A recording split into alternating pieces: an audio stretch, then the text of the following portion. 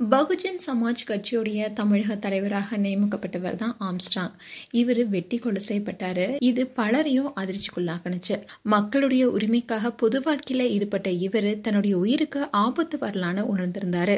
அதனால தன்னுடைய பாதுகாப்புக்காக தேசிய உரிமையும் பெற்ற இத்தாலிய துப்பாக்கி ஒன்னையும் எப்போதுமே தன் கைவசம் வச்சிருந்தாரு. இதன் காரணமா தான் திருமணம் செய்து கொண்டா தன்னுடைய தீவிர அரசியல் செயல்பாடு பாதிக்கப்படலான்னு ஆம்ஸ்ட்ராங் நினைச்சாரு. இதனால திருமணமே செய்து கொள்ளாம இருக்க முடிவெடுத்திருந்தாரு.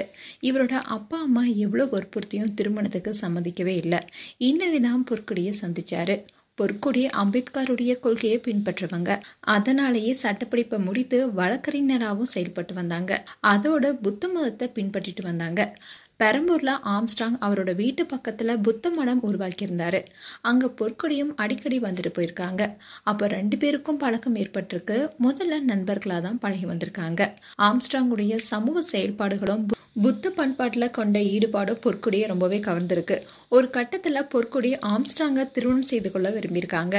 ஆனா அவரு தன்னோட உயிருக்கு பாதுகாப்பு இல்லைன்னு மறுத்திருக்காரு. ஆனா பொற்கொடி தான் அவங்க வீட்லயும் பேசி இவர்கிட்டயும் பேசி சம்மதம் வாங்கியிருக்காங்க. இதனால 44 வயசுல தான் ஆம்ஸ்ட்ராங்க்கு திருமணம் நடந்துச்சு.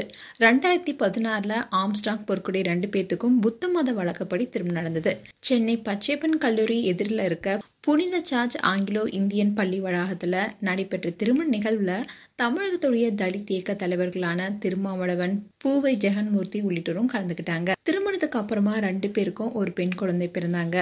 பெங்களூர்ல நடைபெற்ற புத்த பூர்ணிமா நிகழ்ச்சியில பகுஜன் சமாஜ் கட்சி தலைவர் மாயாவதி ஆம்ஸ்ட்ராங் பொற்கொடி தம்பதிக்கு பிறந்த குழந்தைக்கு சாவித்ரி பாய் என்று பெயர் சூட்டினாங்க.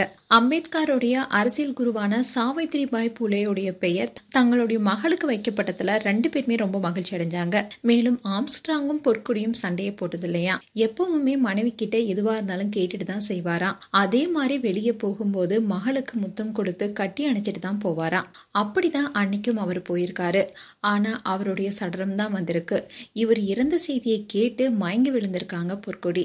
மேலும் இவர் இறந்ததுக்கு பல பிரபலங்களும் நேர்ல அஞ்சலி செலுத்தினாங்க.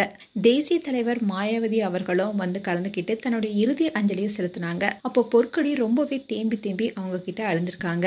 மேலும் திருமணத்துக்கு அப்புறமா ஆம்ஸ்ட்ராங்குடன் சேர்ந்து பொற்கொடியும் பகுஜன் சமாஜ் கட்சியில இணைந்து பணியாற்ற தொடங்கியிருந்தாங்க.